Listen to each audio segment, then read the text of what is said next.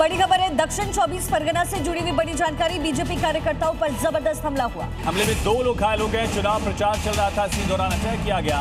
BJP उम्मीदवार door to door संपर्क कर रहे थे।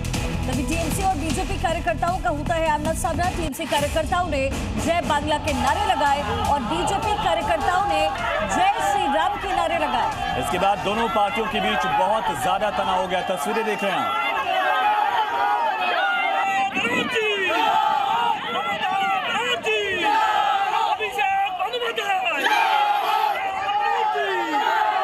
नारेबाजी सुनिए, डोर टू डोर कैंपेन चल रहा था। दोनों दल के कार्यकर्ता आमने सामने आए, नारेबाजी हुई और उसके बाद झड़प को पुलिस शांत कराने की कोशिश कर रही, लेकिन कोशिश नाकाम।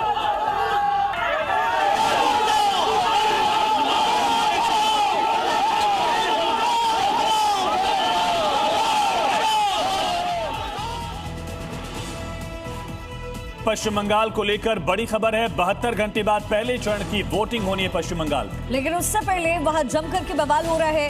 कहीं टीएमसी कार्यकर्ता की हत्या हो रही है तो कहीं बीजेपी कार्यकर्ता पर हमले हो रहे हैं। और इस पूरे मामले को लेकर सियासत भी गरमाई है। लेकिन वोटिंग से पहले ममता बनर्जी ने अधिकारियों को एक बड़ी वार्निंग दे दी है, चेतावनी दी है। और इसके बाद वहां पर सियासी बवाल शुरू हो गया है। बीजेपी ममता पर अधिकारियों को धमकाने का आरोप लगा रही है, तो ममता अधिकारियों पर बीजेपी के प्रेशर में काम करने का आरोप लगा रही है।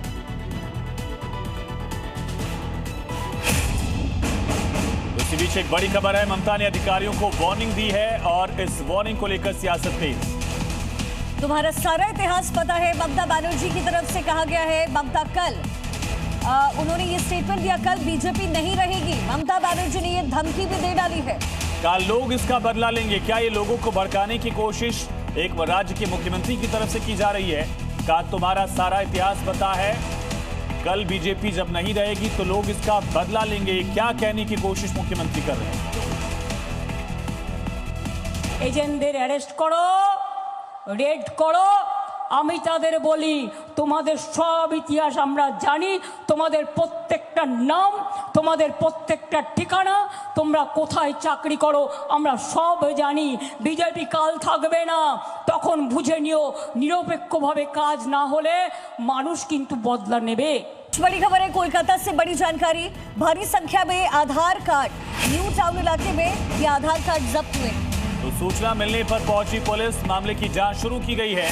स्थानीय लोगों का कहना है कि समय कुछ लोग नाले के किनारे से जब गुजर रहे थे तब ये बंडल दिखा। नाले में बंडल के रूप में कुछ चीजें पड़ी हुई मिली, उन्हें निकाल करके सड़क पर सुखाने के लिए रख दिया गया। सूखने के बाद पता चला कि आधार कार्ड से और सभी कार्ड शुलंगगुड़ी दक्षिण पाड़ा इलाके के स्थानीय निवासियों के बताए जा रहे हैं। तो ये आधार कार्ड यहाँ कैसे पहुंचे? क्या विभागीय लापरवाही है? वोटिंग से पहले इस तरह का डॉक्यूमेंट जो कि वोटिंग में यूज भी हो सकता है, आधार कार्ड दिखाकर आप वोट कर सकते हैं अगर आपका नाम लिस्ट में है। सोचिए वो डॉक्यूमेंट 72 घंटे के पहले इस तरह से बड़ी संख्या में नाले के किनारे मिल रहा है। बड़े सवाल उठ रहे हैं इस पर। और बड़ा सवाल ये भी है कि ये जो डॉक्यूमेंट्स है वो सही है या नहीं, ये भी सवालों के घेरे में है। भारी संख्या में ये जो डॉक्यूमेंट्स हैं वो बरामद हुए हैं।